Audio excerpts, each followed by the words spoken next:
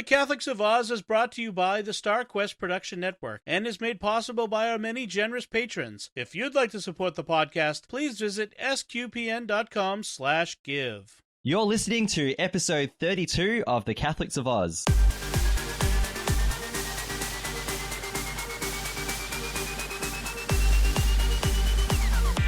The Catholics of Oz is a show where we discuss faith, culture, and what's been happening from an Aussie perspective. Whether it's synods or science, apostolates and apps, providence or productivity, you can hear it right now on The Catholics of Oz. Hello and welcome to episode 32 of The Catholics of Oz. My name is Lindsay, your host for this episode, and I'm very happy to be joined again by my older, smarter, probably more intelligent sister, Caroline Knight. Caroline, how are you going? Yes to all of the above. Well, thanks. How are you going? I'm going well. And Lino Sabol is with us again. Lino, how are you going? Oh, very good, Lindsay. How is everyone? Yeah, I think we're all good. And we are joined today. I'm very, very happy. I think we've been planning and trying to get this going for a while. So we're very happy to have the CEO of the StarQuest Network, Dom Bettinelli, joining us for this episode. So Dom, how are you today? I'm great, Lindsay, and it's great to be with you. I wish it could be in person, but virtually across the Pacific Ocean and most of the North American continent. It's nice to join you. Yeah, so you're based in Boston, Massachusetts. Is that correct? That's correct. Yes, just outside. My American geography is not very good, so you can correct me on anything I try and guess. I will let you know. Yeah, so it's really good to have you with us. This episode is going to be a little bit different, everyone. It's not an episode where we'll talk about segments and go through topics. Today, this is kind of and Dom, this is where you're going to have to help us out a bit. Mm-hmm. This is a State of the Union episode. So these would happen on Let's Talk in previous times. So we volunteered to put our hand up and said, yeah, we'd be happy to have a go at this and talk about the network. So Dom, first of all, just for any Australians who are listening, can you enlighten us on what a State of the Union is? Sure. And again, thank you so much for stepping forward to do this, because I really do appreciate that. So it's essentially we love to take a moment every once in a while to let folks know, especially those who are longtime supporters and listeners and and especially if you only listen to one or two of the shows, to tell you about all the other things that are going on the StarQuest network, also called SQPN. That's the name we've been known by for so long, but that's a short for StarQuest Podcast Network. And so the State of the Union is just a way to let you know, this is all the great stuff we've got going on, the things that we hope that you might discover, some new things that you want to do. And so that's basically what we're about. Yeah, great. So we'll go through a couple of talk about some of the shows and some of the things that are coming up soon. Before we do that, we just wanted to remind everyone to like the Catholics of Oz when our episodes are posted on the SQPN Facebook page. Don't forget to retweet our episodes on Twitter. We love comments. We get a couple of those every now and then. It's great to know that people are connected and listening and telling us a few things about what we talk about. You can also subscribe on Apple Podcasts, Google Play and Stitcher, I should say, TuneIn, and your favorite podcast apps. SQPN posts all of its shows on YouTube as well, so you can go to its YouTube channel and just hit the bell to get notifications when new episodes come out. You can also leave us feedback on those podcast directories because it helps people to notice us a little bit more and to grow our little community of listeners. And also, my favorite thing about this now, of course, is I discovered how to listen to podcasts on my Amazon Echo, and it's great. So just, hey lady, I want to hear the Catholics of Oz today, or any of the other shows. So let's get started, Dom. So can we ask you first of all, just to give us an update on the network? Tell us a couple of things about what's coming up, any plans for the future, and what are some of the things that SQPN is doing at the moment? So just as a reminder for folks who may not be aware, that SQPN, or StarQuest Production Network, we are a Catholic apostolate. That's our mission comes right out of our Catholic faith. And our mission is to discover, explore, to delve into the depths of the intersection of faith and pop culture. And that's why so many of our shows have to do with things like Star Wars and, Doctor Who and things like that. We love to explore this place that so many of us live in today, and the realm of fun, interesting, informative, educational things. And so as a Catholic apostolate, we are entirely donor supported, which I am very grateful for. We have lots of very generous supporters. Can always use more. And in fact, we are working toward reaching a break-even point where we are not spending more than we are taking in. We still haven't got there quite yet. And it is imperative that we reach that point relatively soon, and it because we can't do that indefinitely, of course. But we are donor supported. We don't have support from the church, the institutional church. We don't have advertisers. It is basically listeners who support us, and we are very grateful for that. So the network itself has been around for, I think we're close to 15 years, 14 years maybe. I think it's I got to remember when Father Roderick and the Willitses got together and started it, but it was way back there. But today we have about a dozen shows. I lose track of the exact number, but I think it's about a dozen shows that we do on a variety of topics.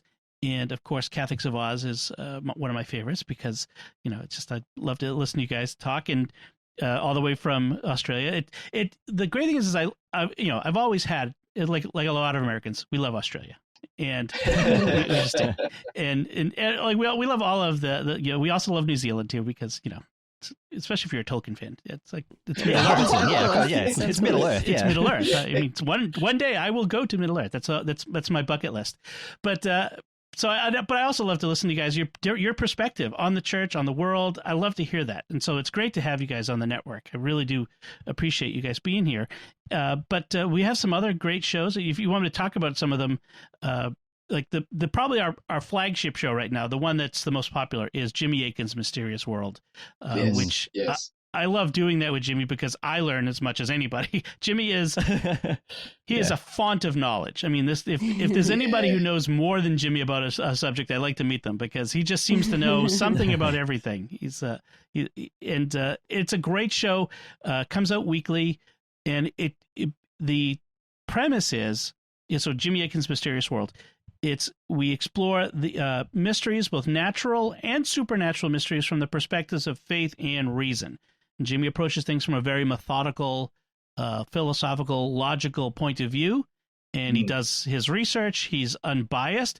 A lot of shows like this one either approach it from a skeptical point of view or an entirely credulous point of view, and Jimmy walks the line in between. He's open to anywhere that the evidence leads, and yet he was also not going to buy just anything that gets thrown down in front of him. So we've had such a variety of episodes, and coming up soon we're going to have an episode on Our Lady of Akita in Japan. Looking forward to that one. Then we have one on the mysteries of sleep. I think that's next week, which is like, you think, how could sleep, like talking about sleep for an hour, be interesting? And people often say that it's like, they just got to put me to sleep. No, but people often say that after, they see the topic list, the topic of the episode, and they're like, I don't know if I'm going to be interested in that. And then they listen, they're like, wow, I'm so glad I listened to that. Because Jimmy has a way of making these things interesting. So, why do we sleep? That's a scientific question that's not been totally answered. Why do we need to sleep, and what makes good sleep, and how can we get better sleep? At which point I said to Jimmy, don't have kids is probably the number one way to get better sleep. That's tip number one. So I had to laugh. He's like, you should have 8 hours of sleep a night, and I'm laughing like, that's just that doesn't work with little kids. Look, if that episode does us a favor and it's just an hour of white noise, I'm totally fine with that. Well, Jimmy has this very pleasant speaking voice that it does calm you a lot, so that's good. Listen to it as you go to bed. So we have so many good, and we're coming up on the 100th episode of Mysterious World, which we've already recorded, and we've got a lot of great feedback, including from you all here at Catholics of Oz. That's in there now too, and it's so much fun. We're updating a lot of the stories that we've talked about, a lot of the mysteries we talked about in the first 100 episodes, and it's so great. We get so much great feedback from listeners. You're gonna love it. That's exciting. There's what is it? I was just thinking there are quite a few stories that have changed over recent years as well, isn't there? Isn't it just recently that there was some UFO footage that was released by the Pentagon as well, just this week. Or... Right. Yes. In fact, that relates to a couple shows we did. We did a couple episodes on this secret government program that was called ATIP, AATIP. Yes.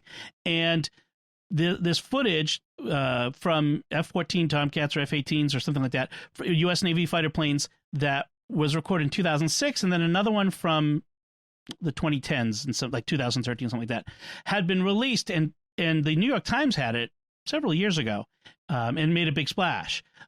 Well, these are the same videos. They're actually not new videos, but this time they're being officially released. So under an official government channel. So these are now officially blessed as declassified and available to be out there and viewed. And there's you watch these videos and you're saying, these are professional fighter pilots. Their job is to look at things in the sky and evaluate them for what they are doing and what they're capable of. And these guys don't know what they're seeing. The things that they're seeing are doing things that they ought to be able to do by the laws of physics. So it's fascinating. Oh, they're just weather balloons. We know. Come on. Very fast weather balloons. Weather balloons have come a long way in the last 100 years. Yes, since 1947. It's great. We all, like, even Jared, we talk about Jimmy Akin's Mysterious Worlds. When we're not recording, we love it. We're enjoying it a lot. There are some. I love the episodes where when you get to Jimmy's bottom line and he says, I don't know. Those are my favorite. Yeah. Yes, when he says, it was Skinwalker Ranch. That was it. Yeah. Yeah. Oh my gosh. Skinwalker Ranch is the most popular episode we've ever done. Like it's had the most downloads, the most comments, and it's the creepiest thing you've ever heard. That one disturbed me a little bit, I have to say. Yes. It disturbed me recording it. I'm like, make sure all the lights are on and we're doing this during the day because it's really scary. That had X-Files written all over it, didn't it? It's a lot of fun, Well, there's a History Channel program called Project Blue Book, which is based on the actual U.S. Air Force investigation Blue Book, but has very little bearing on reality. They play very fast and loose with the actual history. But they had one of their episodes was on Skinwalker Ranch, and I watched it, and I'm like, this has nothing to do with what actually happened. No, I was disappointed. But totally made for TV. Yes. What a shame. Yeah. Lino, just really quickly, because you're relatively new to listening to some of the podcasts on StarQuest. So, and I think Jimmy Akin's Mysterious World was the first time we said you should get into this. What episodes have you listened to recently, or what topics? Yeah, so thanks guys for telling me about these the podcast from Jimmy Akin. The first one was about the Loch Ness Monster and about your soul, and I love that about that about myths and legends, Dom, and everything. And then the next one was about the don't quote me. I was told, is it 4 boys or 5 boys who disappeared? Yeah. I can't remember the county or the place where it was. In Oregon. Yeah.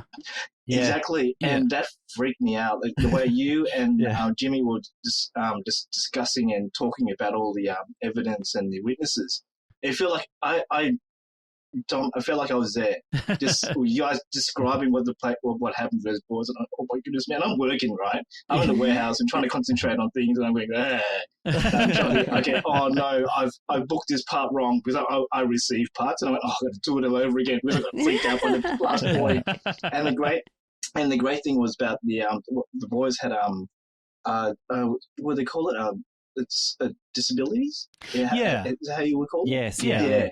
And each one of them had their unique way of doing it. Having it. And just while you guys explained it was great, Dom. You two was like, I was so engrossed. And then before I know it, I had to leave. And I'm like, I'm going to replay this again. I'm going to have to listen all over again. It was so good, Dom. So good. Yeah. And Caroline. Oh, sorry, go, Dom. Yep. I was just gonna say, Jimmy does handle those things very sensitively. He has a very nice way of talking about the very serious and sensitive subjects in a way that helps people and is never offensive or never sensational. Yes, exactly. Yeah, very balanced. Yeah, Caroline, we got to join in with an episode doing some notes on the Summerton Man, and Dom, I can tell you we must have spent a week. We talked about it a lot, and I think we still, Yeah. yeah. But how was that, Caroline? What did you think investigating the mystery of the Somerton Man murder Well, that was a lot of or fun. suicide or whatever it was? Yeah. I mean, I'd never heard of it, to be honest, before then. And so to learn about it and to investigate and then to try and come up with theories, I think that was the most difficult part. And I think our better theories came after we recorded the show because we had more time to think about it and like process all the information. And I still to this day think about it. And I was actually looking up to see if there was any progress on that, but I'm keeping an eye out, and and if they manage to get some more information, I'm really interested in that one. So I thoroughly enjoyed doing that. That was so much fun. Yeah. They're just we're just waiting on if the body is going to be exhumed Exactly. at some point. Yeah, and then, to see if that I can't remember her name now, but if that lady is actually related to him, and if her love of ballet is actually connected to him, or so that would be really interesting. I mean, you kind of hope that there is an actual familial link there, but if there isn't, I think I'll be pretty disappointed. But if there isn't, it's just another aspect to the case, and more investigation needs to be done. I just think, I'm going to keep an eye out on that one. I really am. Yeah. There is an update in the 100th episode on Somerton Man. Okay, I look forward to that one. Okay, great. We'll be listening. Yeah. All right, so we better move on, or this is going to become the Mysterious World After Show. We'll be doing the 100th for you. Dom, before we look at some other shows, did you want to talk about SQPN's Spring Giving campaign briefly? Yes. So SQPN periodically does a giving campaign where we ask folks to step forward and support the network if they feel like it's providing a service to them or to the church, or they just want to support and help us keep these shows going. We cannot keep the shows going without financial support. It's just a fact, and it costs a certain amount of money that we have. I'm an employee of the network because to run a dozen shows and all of the work that it does is a full-time job. Plus, actually, and so it supports my family, but it also supports all of the various technical and costs that we have to do the shows. So if you want to support the network, you could go to sqpn.com/give, and there's two different ways to give. You can make a one-time gift through PayPal, or you can become a patron through patreon.com. So there's a link there that'll take you to our Patreon page.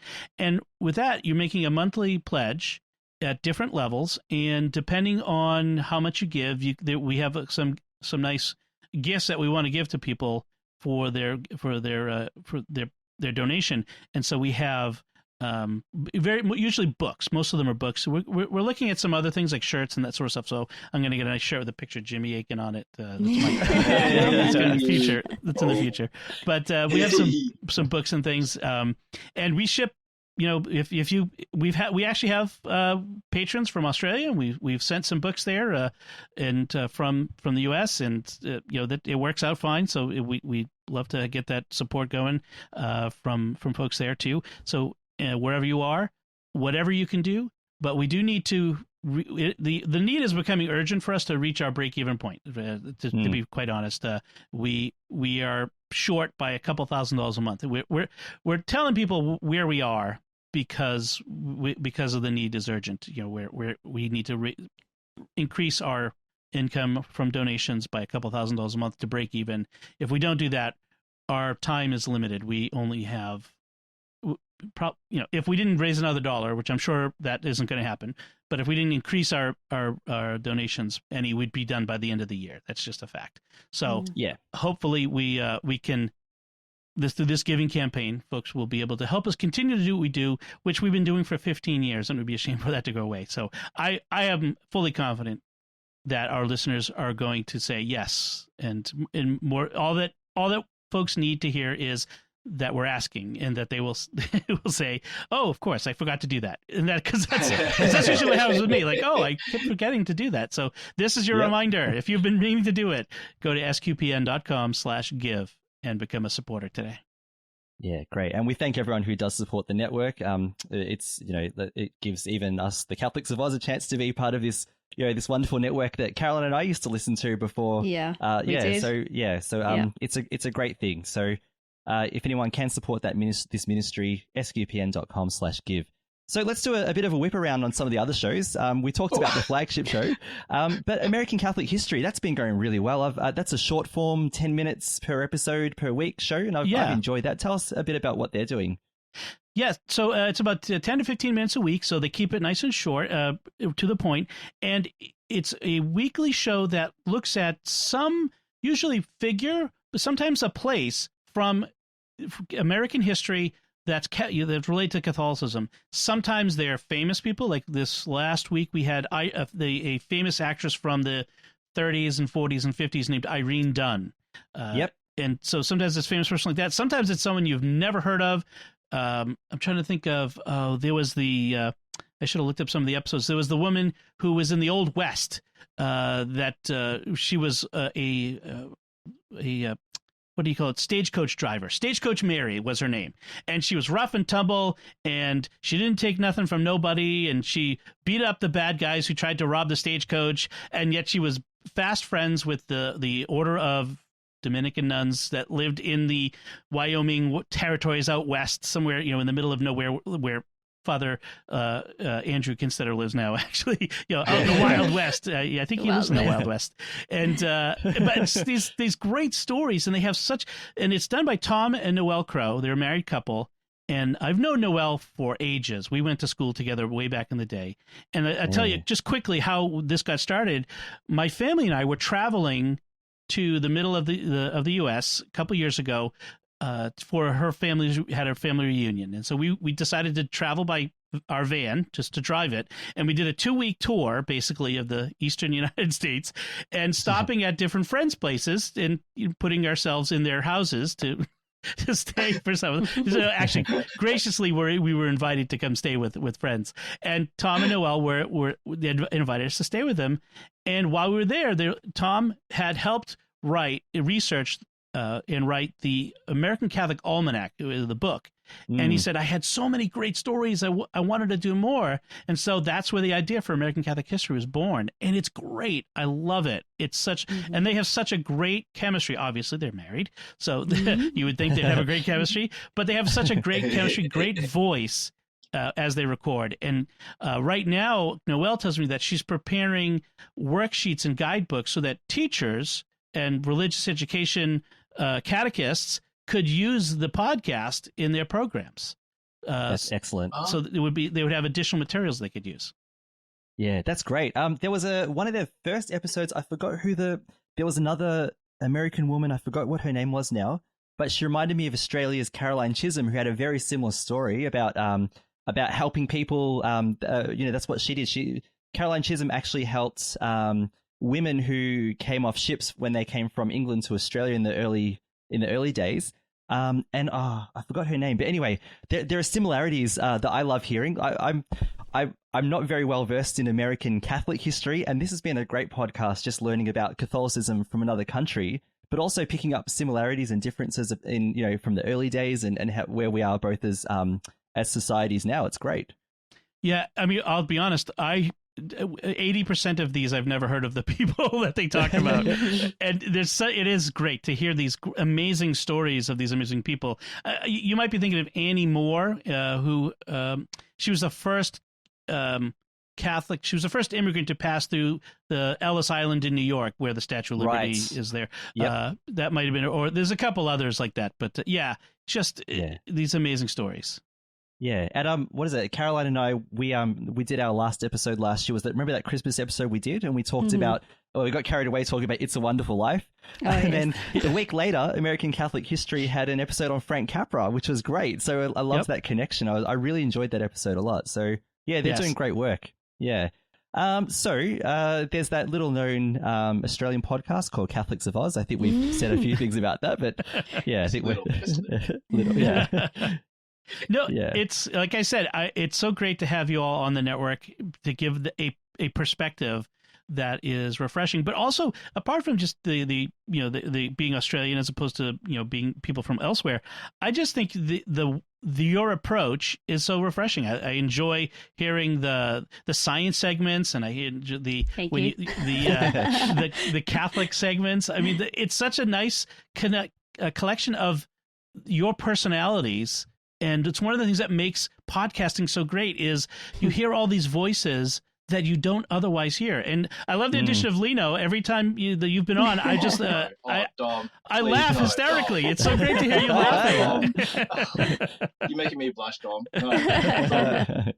Thanks very much for including me in your family, Dom. Thank you very much. Yo, you're welcome. Bottom of my heart. Yeah, Lino has the laugh for radio. I think he does it really well. So He does. It's a bit too loud. I'm going to turn down the mic. Sorry, Dom, if it's too loud. You're hearing the playback. Oh my gosh, Lino's too loud.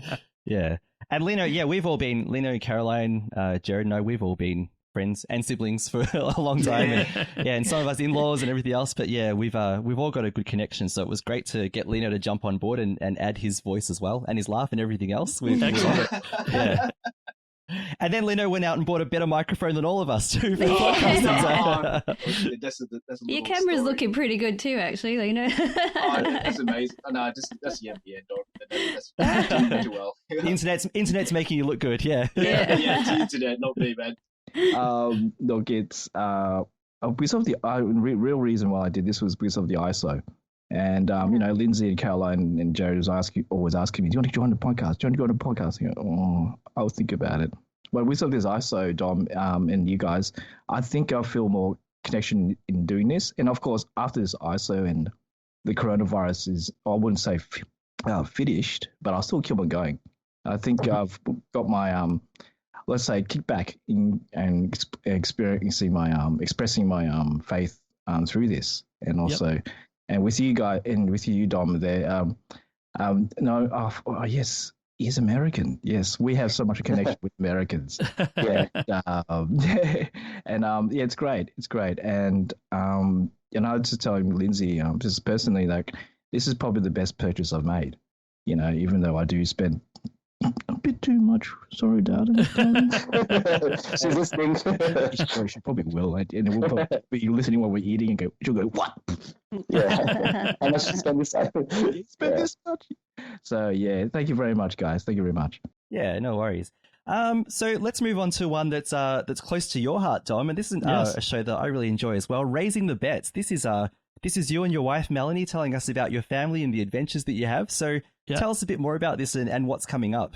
This is the show that I thought would never happen. I thought I would never get Melanie behind a microphone, and yet we've been doing this for almost a year now. Well, I mean, a few months, but yeah, Raising the Bets is a podcast I do with Melanie where we talk about the things that we do with the kids, although not as much of that as we used to do. but when we would have adventures, going places, we would talk about that. Lately, it's been a lot of going to parks and looking at birds. My oldest daughter is very much into birding now, which is a lot of fun. Wow, yeah. She might like my chickens then. Yes. And we talk about cooking is very big in my home. My wife and I both love to cook, and so we talk about recipes we've been making, and we talk about homeschooling, and there's usually a Catholic faith subject, and what books we're reading, what TV shows and movies we've seen, and that sort of thing. And it's just a way for us to. I mean, on one hand, it's a way for us to sit down and talk about what's going on in our family over the past week, but it's also a way to really to personalize what SQPN is. It's not just, because when I do Secrets of Whatever, I'm talking about something else, but this is a way for people to get to know the people behind SQPN and the family, really, like my wife and I, who are sort of behind a lot of the background work. So it really personalizes it too.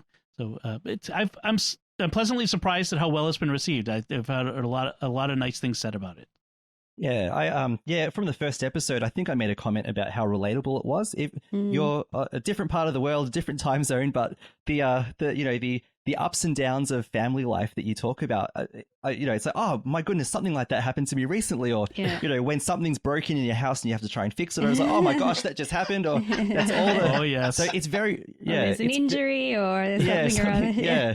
You talked about hospital runs with your kids, and I just had 2 of those with my 2-year-old this year as well. And my goodness, so it's that relatable nature of it is really good.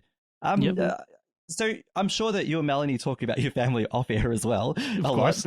But do you find talking about it on air helps you to see a different perspective of your family, problem solve, work things out that you might not have been able to work out without a microphone in front of you?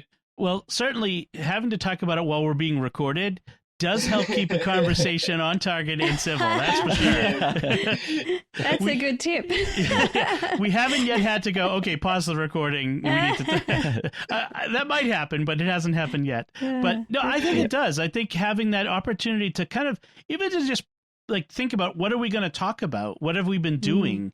It gives you that moment to together step back and say, what's been going on? And especially nowadays where the days tend to blur into one from the next because you're stuck at home and it's the same thing one day after the other. It's a nice opportunity to reflect, and it gives us a very definite, okay, today we need to record. So what are we going to talk about? What have we been doing? And that gives us that opportunity to do so. So yeah, I certainly I think podcasting as a couple is frankly a great counseling therapy sort of session. Yeah, and it's good therapy and counseling for those of us who listen to it as well. So I hope so. Don't do what they did. Now I'm going to put you under the spotlight for a second. All right, I want to just ask you a question. So depends how seriously you want to take this, but when you crack a dad joke on the show, and I tend to hear silence as the response, is Melanie giving you a look of some kind, or her eyes are rolling? Melanie my sense of humor.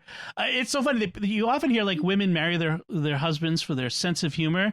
I don't know why Melanie married me, frankly, because she doesn't find my humor funny. No, actually, she does find some of the things I say funny, but she does not find the very obvious jokes as funny. Although her family is very much into puns and wordplay, but she's a very stoic sort of person. So I think there's a little bit she's laughing on the inside. At least that's what I tell myself. She's laughing on the inside.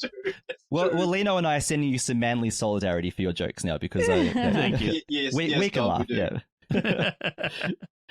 All right, so let's roll on. So I just wanted to briefly mention PlayStation Portable. This one's actually a really useful one. Can you tell us a bit about this? This is the longest running podcast on SQPN. Jeff Vista has been producing this since 2006, like 14 years. Wow. This is one of the longest running podcasts, period. I think among probably in the top 20. And it's the Divine Office or Liturgy of the Hours every day.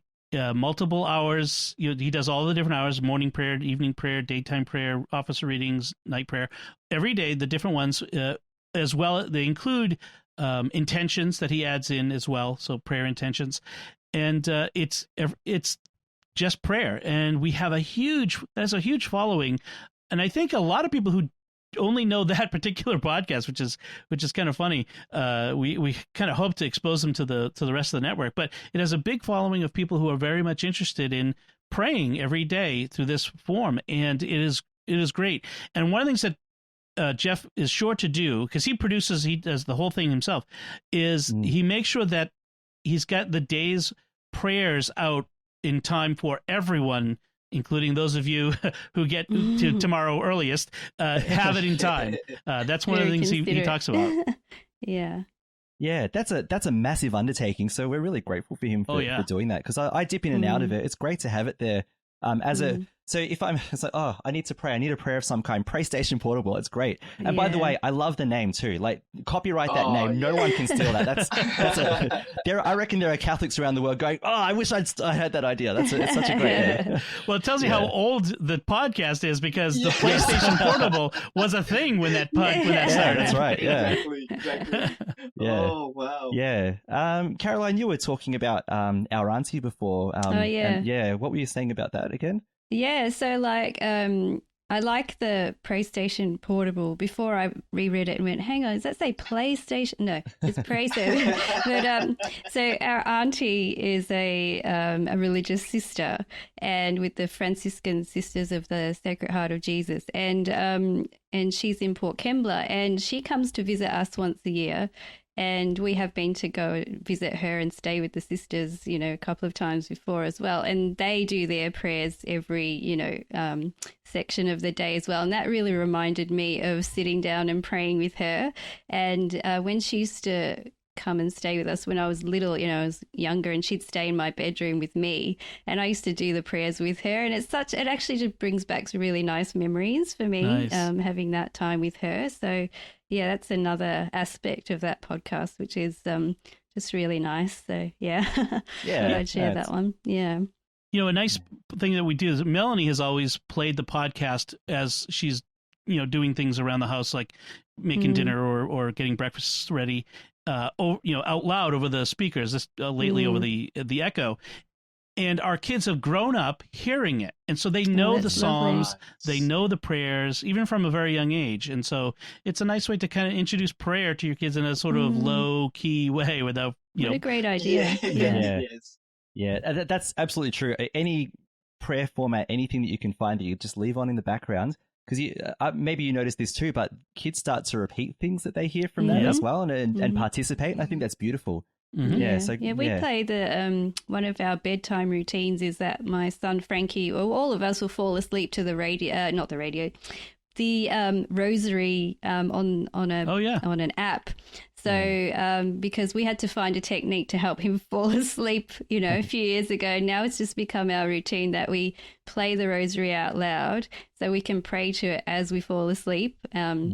Sometimes we make it to the end, sometimes we don't. But but at least by the end of it, my boys are asleep. So it's a really nice way. Instead of some wishy-washy meditation type thing, let's do something useful and meditative and prayerful. And so I think what you said really resonates with me. I think that's such a great idea to have an out loud prayer for the kids. So I like that one. Yeah. Yep. There's our pro tip for all the parents out there working on evangelizing their kids. Yeah. Yeah. Great. I would have put the rosary on to make the God sleep. Well, you fall asleep to it, fall asleep to it. I mean, we're praying and then we're falling asleep to it. Yeah. But then, in the morning, I'll also, my routine is to put the Divine Mercy on in the morning. So they'll be awake for that one. But that's kind of shorter and they have more of an attention, it's the attention is there, so they would have that going. But, that's just something, something to help. Yeah.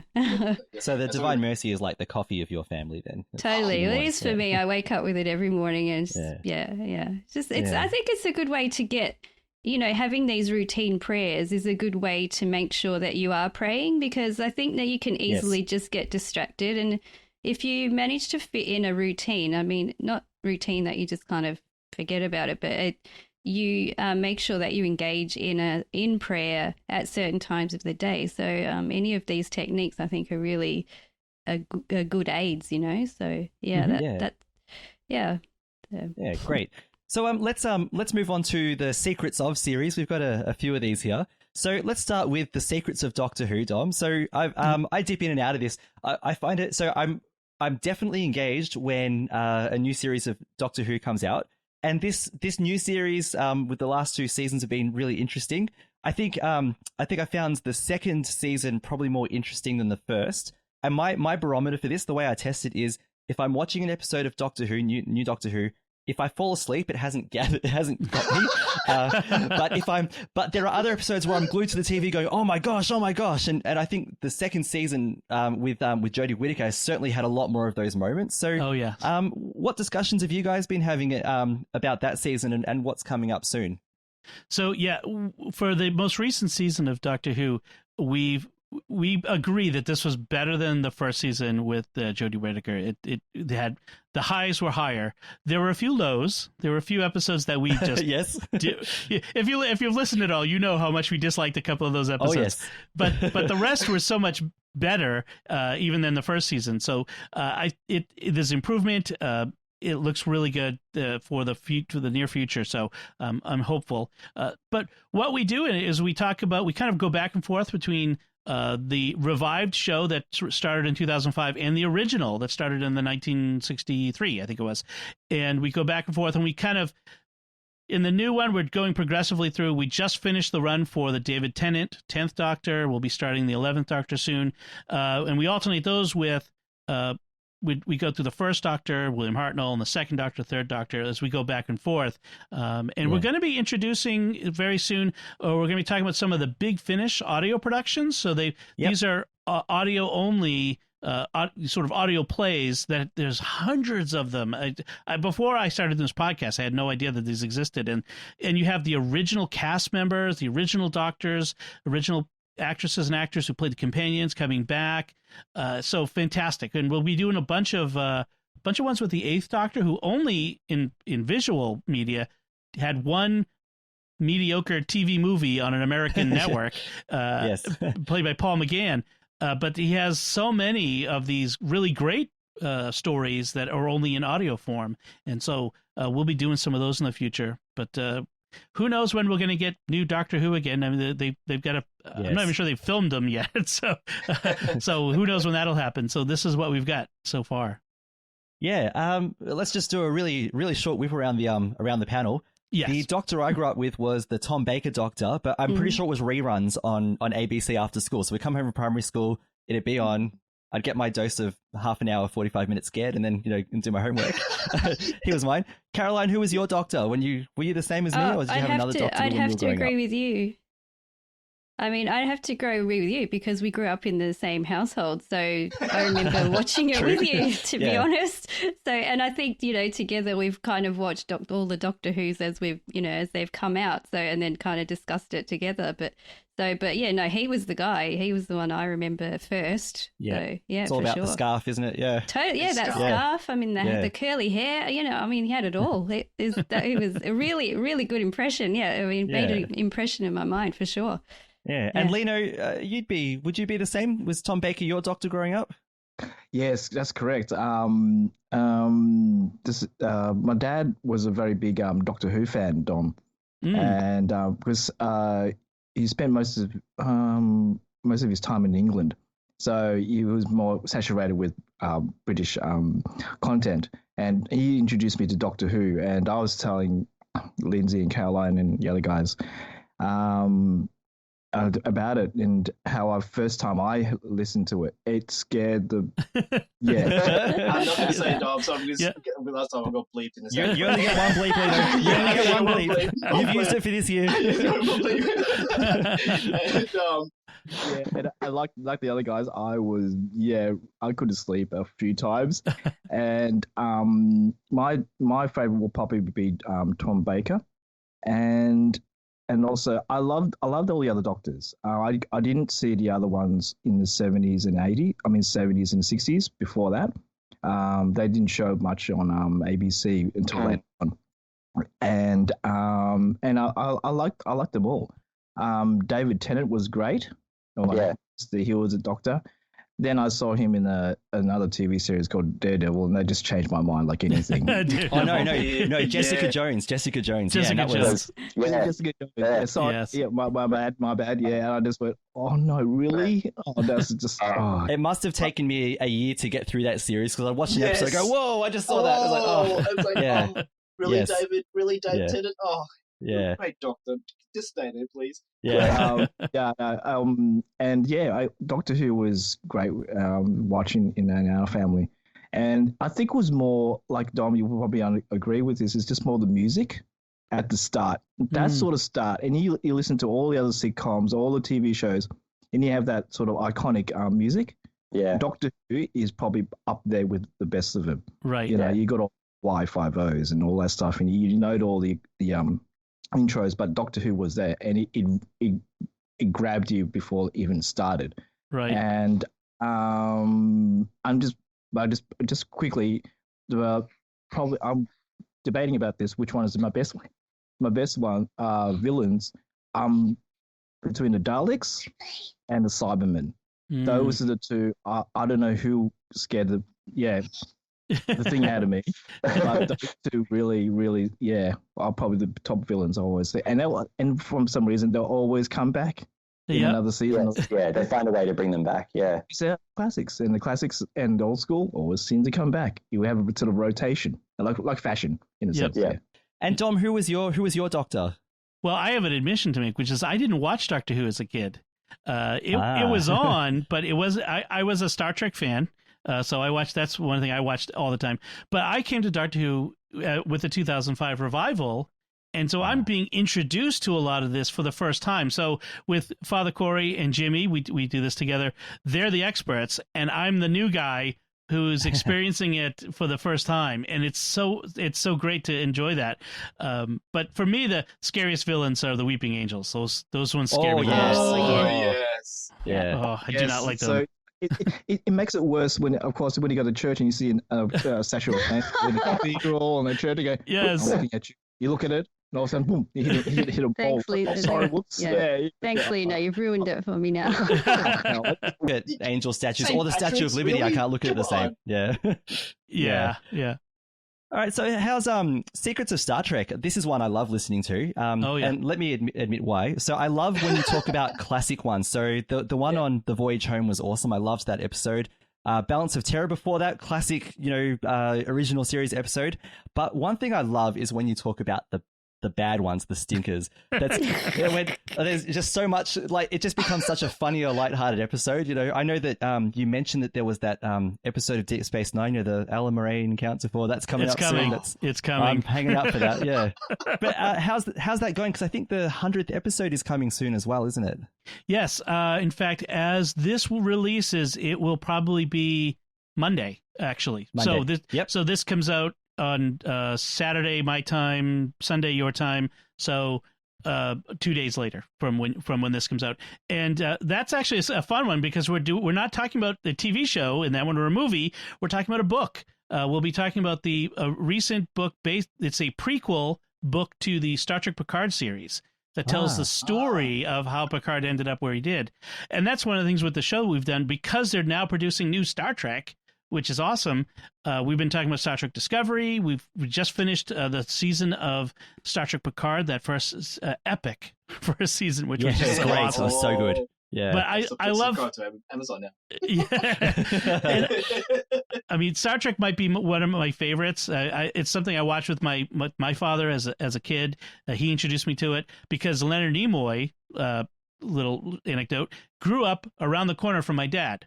In Boston. How cool. Awesome. So he knew him. They weren't pals, but they knew each other. They were in the neighborhood kids together. So there was always that connection. So it was really, I just love Star Trek. I love the original series, but I love them all, even the bad ones. Because when they're bad, they're bad. Yes, because when they're bad, like the first season of Next Generation, there's some real stinkers in there. Oh yeah, I agree. Yeah. We are keeping a running tally, and when we talk about Star Trek Voyager, of every time they say some kind of, some kind of alien, some kind of spatial distortion, and also the number of photon torpedoes they use and the number of shuttles they destroy, because apparently they have an unlimited supply of both in the Delta Quadrant. So I'd also want a tally of how many crew members they have left as well, because that ship hasn't got a big crew. But there's like 5. There's 5 people left on the ship. Yes. They're all on the bridge. That's it. Yeah, just the bridge crew. It's all that matters. Yeah. But that's great. Even like you said, even when they're bad, they're good, and it is true across all the shows where we talk about other programs. Doctor Who some of the most fun ones are when it's a real stinker, and we can really unleash our ire on those episodes.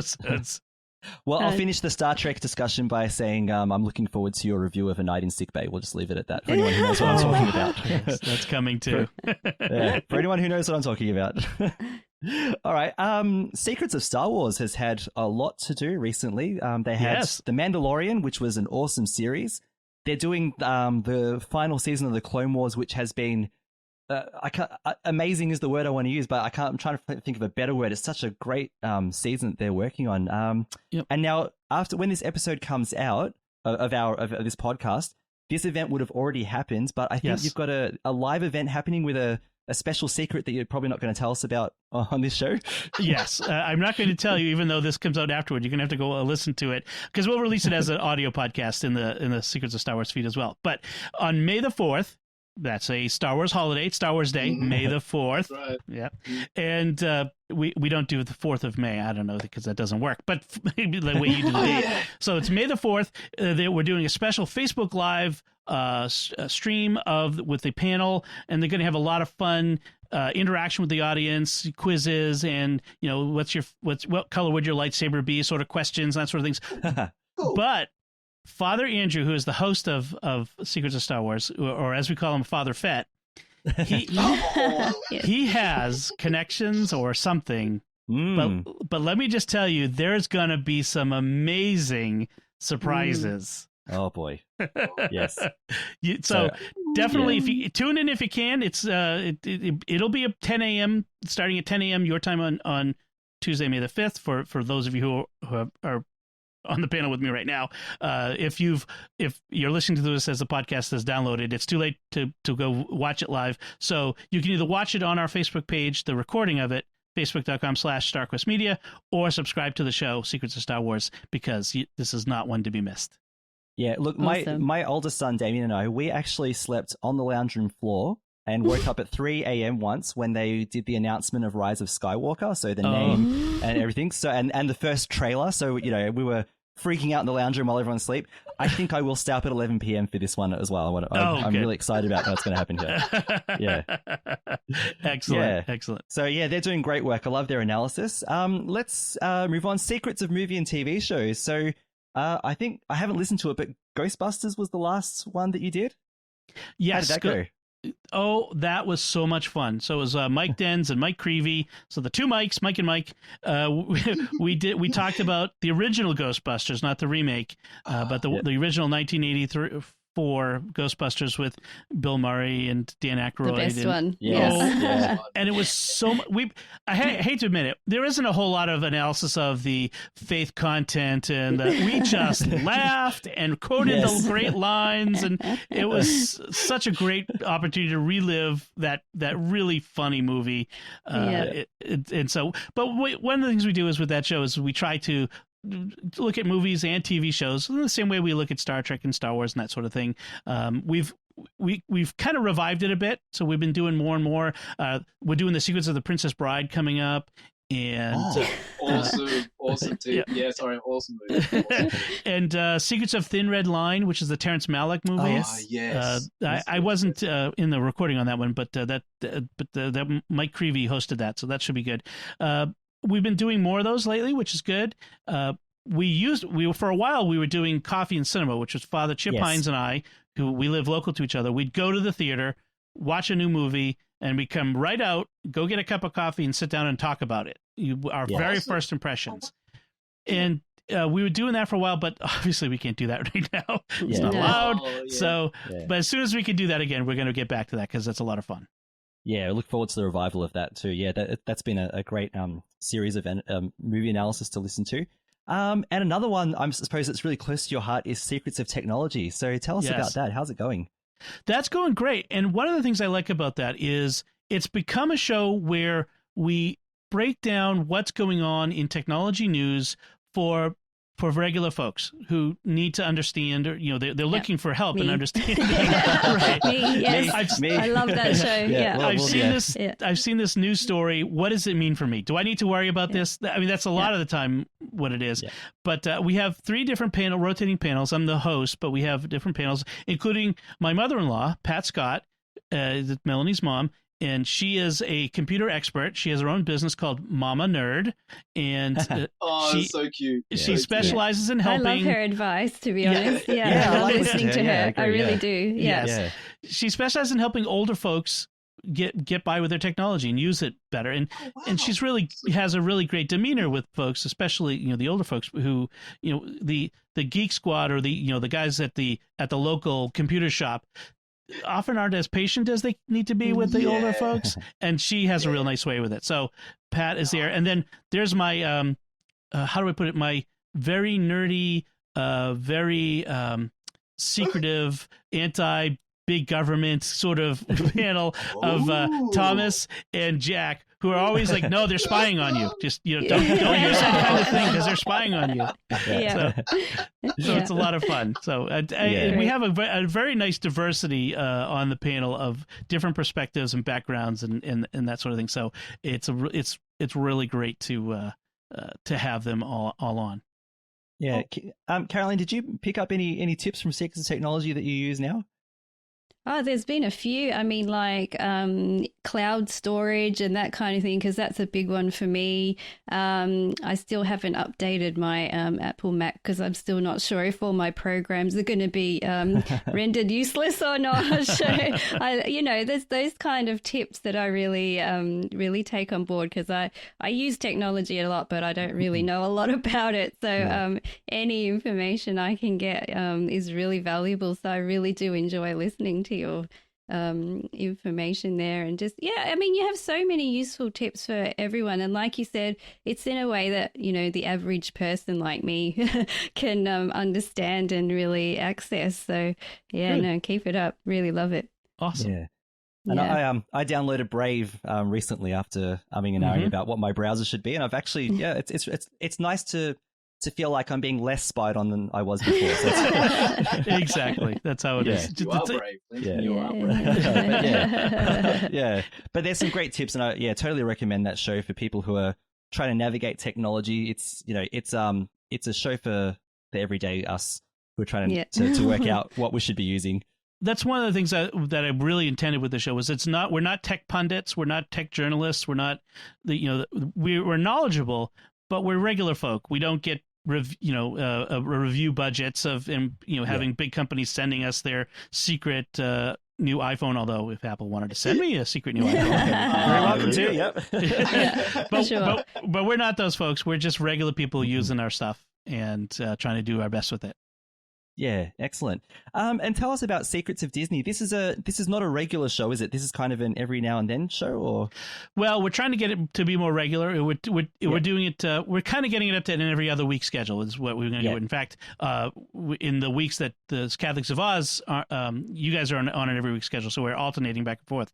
But it's Deborah Shaban and Lisa Hendy and David Hanlos. And Deborah used to work for Disney. She worked in the parks, and now she works. When you can do this, she takes people on trips to Disney and arranges. She's like more than a travel agent, but not like a tour guide. But she really helps people get the most out of their Disney vacations. This is a side business that she has.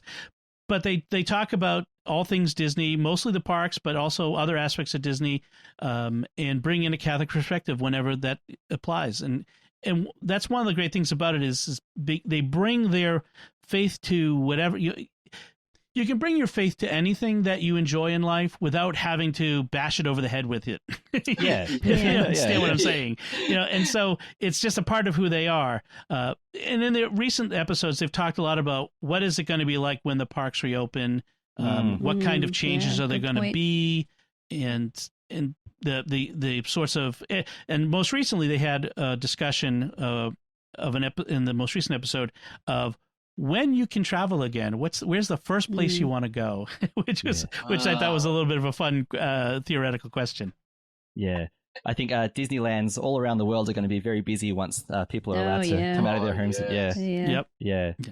Yeah. All right. So we might just take a short break here. So just wanted to thank a few patrons for supporting the network and supporting shows like Catholics of Oz and all of the shows we've just listed above as well. So today we'd like to thank Father Daryl, Matt M, AJ, Jenny N, and Matt and Jolanda C. Through their generous donations at sqpn.com/give, they make it possible for this show and all the other shows on SQPN to continue. So thank you for supporting StarQuest that way. And people who want to help out, you can join them by visiting sqpn.com/give. So we might round out the show by talking about a couple of short topics. So Dom, we're going to put you under the microscope now. You wrote a blog post recently, and a very interesting food for thought blog post, because this is really about how are we going to get things going again, or what's it going to look like when we're told that we're allowed to start celebrating, going back to our parishes and things, because I think one of the things you were contemplating was we're not all going to be able to go at once. This is going to be a gradual thing. In Australia, I can tell you it's a similar thing. The Archbishop of Sydney, Anthony Fisher, he recently wrote to the New South Wales government asking for a soft opening of churches, he's calling it, which is similar to what you were saying, where it's smaller groups of people at limited sizes, things like that, not everyone at once. And this is because some states in Australia are slowly easing their restrictions because their numbers are starting to look good now. Not every state can say that, but we are going in the right direction, fortunately, here. So can you tell us a bit about the sort of like what you're putting out and what you're hoping the church might do when we hear that that things will start to get eased a little bit? So what the question in my mind is given that it's not going to go back to February. We're not going to suddenly be, okay, we're back to where we were in February. This is a long-term change. And in fact, some things will never go back the way they were. And what I'm curious is, what are we planning to do? So Mass is one thing. So what will it be like to go to Mass again? And one of the things I brought up was when we have limitations on the number of people who can be in Mass, if we have to keep social distance, there's only going to be 50 people allowed in person, or 100, or whatever this, depending on the size of the church. So how are we going to manage that? What is the policy? Are we going to have ticket draws where a family is notified you are now allowed to attend in person this Mass at this time on Saturday night or Sunday morning? Or what? Or if someone just shows up at the door of the church, are they going to get turned away? Yeah. I mean, it's likely that we're going to be wearing masks for a while. It's likely that there won't be singing, given the aerosolization of the disease in the air, the singing. There'll be differences in how we receive communion, all that sort of thing. But even beyond the celebration of the Mass, there's other things that we have to think about in the life of the church, like the other sacraments. I have a 7-year-old. She's about ready to receive First Communion and make her first confession. It's like my Frankie. Yep. How is that going to happen? What are we going to do? Some pastors are coming up with plans on their own, but really this has to come from bishops. They have to really at least provide some principles. So baptism in the time of Corona, how do we baptize children? How do we marry couples? There was the one bishop in Canada whose instructions said, well, there were very strict limits of 10 total people in the church at a time. So that has to be everybody, no more than 10, and everyone has to maintain social distancing, even the bride and groom. And it made me think, okay. I'm not sure that's really all that necessary. Because you may blow a kiss to the bride. Is that? Well, they're presumably going home. Throw the ring over. Yeah. Take this ring when I throw it to you. Catch. And presumably they're going to go home and have a home together afterward. I mean, that's So why do they need to be socially distant at the ceremony? Wow. It's just the sort of thing, like, we have to stop and think about what is, and even the life of the church beyond the sacraments, because being a Christian, being Catholic, includes things like the social aspect, the social part of the parish. How do we maintain those bonds with one another? It's really hard to do when we're live streaming Mass at home every week. These are questions we really need to address. And some of them have started to be addressed by some places. The Archdiocese of Denver has released an official, its future policies. I was really pleased to see the Thomistic Institute in Washington, D.C. They've released a set of guidelines based on good theology and good canon law, and as well as the epidemiologist recommendations of what things like confession and Mass and what was it, baptism? I forget what the third one was. I think what those can look like. Last rites was the other one as well. Oh, of course, yes, which is extremely important at this time. Yeah. So that's what I was writing about and trying to get a conversation going and see what people had heard, and maybe could put a bug in the ear of some diocesan officials and bishops that the lay people would like to know what life is going to be like. A question that probably you, me, and Caroline have is training our kids for sacraments. So Damien was meant to be doing his confirmation, so that's not going to happen now. That's true. But the thing is, there's no going to church to meet the catechist and do training or anything like that. It sounds like parents might be asking, depending on their level of experience, how am I going to prepare my kid for a particular sacrament as well? Mm-hmm. Yeah. Caroline, are you thinking about that? Has that been on your minds? You've got Harry coming up, don't you? And Frankie especially, yeah. Frankie, well, he's 8, and I mean, in a little way, I've been kind of preparing him, like been doing the spiritual communion at home, with the live streaming of Mass. And I thought, well, maybe that's just one way I can get him thinking about communion and what it means, and without actually physically taking it. But he's made his spiritual communion, so for me, I mean, and he was very happy the first time he did that, so now he loves to do it, and we do that every Sunday.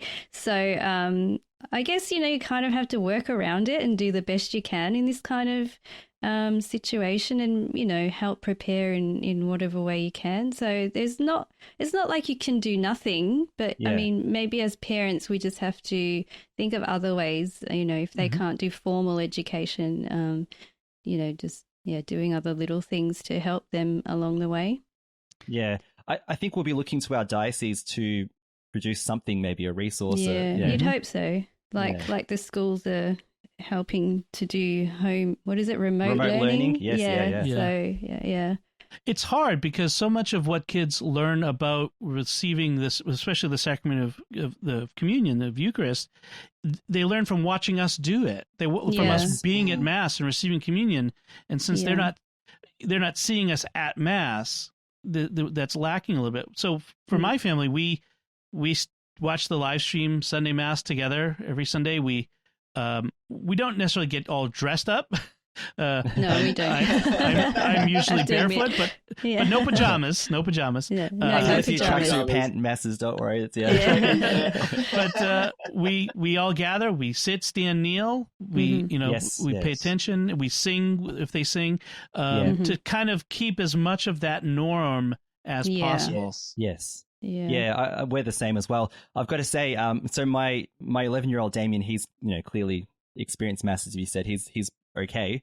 My 2-year-old Alexander, so he's been to Mass, but he generally makes a lot of noise and eats food and throws things around at Mass. At home, we've actually, when we're about to have Mass streams, we pull out our dining room chairs and line them up. And last Sunday I thought, I'm pretty wiped out. Well, let's just sit on the couch and watch it. But no, Alexander went and got all the chairs. Wow. And he's going, Father Michael. He pulled all the chairs and lined them up for us. Like, okay, let's go. So the chairs. Yeah. So he's noticing as a 2-year-old. So it's, like you said, these things are important. Us, yeah. There's a great meme that I'm going to paraphrase. It's been going around on the internet where Jesus and the devil are having like a face-off, and the devil says, look, I've shut down all the masses. Ha ha ha, look how great I am. And Jesus says, I've brought Mass to millions of homes. Look at that. So, so maybe there's a positive for us to look there. Yeah. I'm conscious of time, so let's briefly go through this very last one. Because we have to talk. This is a Catholics of Oz topic. We have to talk about this. Yes. Here we go. So Lino and I use the Steam platform a lot. Dom, do you get games on Steam at all? You also part of it? Well, I have pretty much one game on Steam that I play all the time, Civilization. That's my favorite. Me too, Dom. I've been playing it right now. It's my favorite game ever. Yeah. Yes, I go all the way back to Civ 2. Yeah. Oh, nice. So good. Oh, great. So there was an ad. Now, the reason why we're talking about this is because Rome Reports, which is one of the Vatican news bureaus, talked about this. There's a new game coming out called Pope Simulator. Now, I've seen lots of simulators. I've seen Truck Simulator, Farming Simulator, the good old Goat Simulator, where you're a goat and you run around destroying things. That's the whole point of the game, is just to be destructive. This one, I'm assuming it's got a Catholic basis in mind, where you actually get to live out the daily life of the Pope. So you get to it starts from when you are when you become the Pope. So you go out on the balcony and greet the people. You have to do diplomacy. You've got choices. You bless people in the crowds in St. Peter's Square. And you can choose to bless or not to bless people, which is yes, you can. You can ignore, apparently. And travel around. Like Dom, you're the CEO of a network, so you're probably higher than us. You're closer to being Pope than we possibly would be. But, Okay. I know it's a terrible connection, but have you ever thought of playing a game where you get to be Pope for a day? I tell you, this is funny. I'm not sure how much fun it would be, but it would certainly be worthwhile at least trying it out. I'm not sure how good the gameplay is, but I'm thinking, being Pope for the day would be like, so you have a bunch of people who yell at you because one side, no matter what you do, somebody's unhappy. You have to navigate in between all of these different factions while you're just trying to pray and lead the flock. It was kind of interesting because it did look like you had choices. Like you can go on a papal trip to this place under plague or something, pandemic, which I thought was kind of funny, or or hold a mass in St. Peter's, or do you have these choices that are put on you. So I thought it was a very interesting thing, and I'd be curious to see what exactly it constitutes, what gives the Pope character energy. Does it if he pray at night, does he get more energy for the next day? And what's who's the big boss, the enemy that you gotta fight? Is it the devil? Probably everybody else. I don't know. Yeah. So very interesting. Yeah, Lino, what would Bernadette say if you told her you were going to be Pope for a day? She'll laugh at me. She'll go, why? Why are you playing this game? And she'll go, actually, no, it's a bit of a different one than you playing COD every day. Probably different.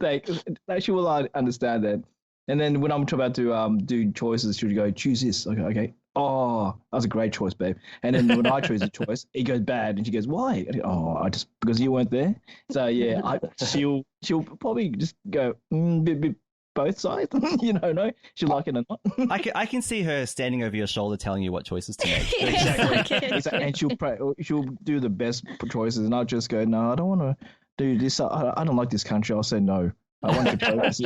Oh, that's the wrong country to mess with. Okay, no worries. Whoops. Caroline, have you ever thought about being Pope for a day now that you can? I can honestly say I've never thought of being Pope for a day. Never. That's a very straight answer. Well, first of all, I can never be Pope, so there's no chance at all that I can. But I just want to say that when I was previewing it before, my son Frankie came up behind my shoulder. He's like, "What are you doing, Mum?" And I'm like, "Oh, this is a new game that might be coming out, being Pope for a day." And he just turned around to me and said, "Mum, I do not want to play that game." So there you go. It just says it all there in that one line. May not be so popular with the kids, we'll have to Maybe say. not. Maybe if it has an automatic blesser, it shoots holy water, at the crowd. That would be fun. Just like out of Call of Duty. Yeah. You just spraying holy water at everybody. That would be fun. Points. So I think this is the point where we probably stop so we don't get excommunicated then. So we'd like to thank everyone for joining us for this very special episode 32 of the Catholics of Oz. So please, you can send us feedback on anything that we've discussed today. Tell us your favorite shows. Tell us what you've been listening to and what you love, and your favorite episodes of Jimmy Akin's Mysterious World, anything like that. Would you be Pope for a day? What do you think you would do? So you can send us feedback by visiting sqpn.com/Oz, spelt OZ, and you can also find our show notes there as well. StarQuest has a Facebook page, facebook.com/StarQuest Media. So comments and likes are always welcome there. We'd love, and sharing our posts. So please visit us there. And also the Catholics of Oz has its own Facebook page at facebook.com/Catholics of Oz. And we'd love for you to join us and discuss our latest episodes. And sometimes we put random posts like Caroline herding chickens back into the pen and things Which is getting better now. The chickens are trained much better now. Caroline is becoming the chicken whisperer now. So come and join us for a bit of fun with all of that. And you can also reach us by email at catholicsofOz@sqpn.com. So Caroline, thank you so much for being on the show today. Thank you. And thanks for joining us, Dom. It was very good to do a podcast with you. Thank you. Yeah, and Lino, thanks again for being a great guest and for all the fun that we've had today. Thank you very much, guys, and thank you very much, Dom. And Dom Bettinelli, CEO of StarQuest, the StarQuest Production Network. It was so good to have you on the show for the first time. Thank you so much for joining us today. It was great, and someday we'll do this together in person. Yes, we will. We will. Guaranteed. That's a life goal. It's got to happen. Yeah. And once again, I'm Lindsay Sant. Thank you so much for listening to the Catholics of Oz on StarQuest.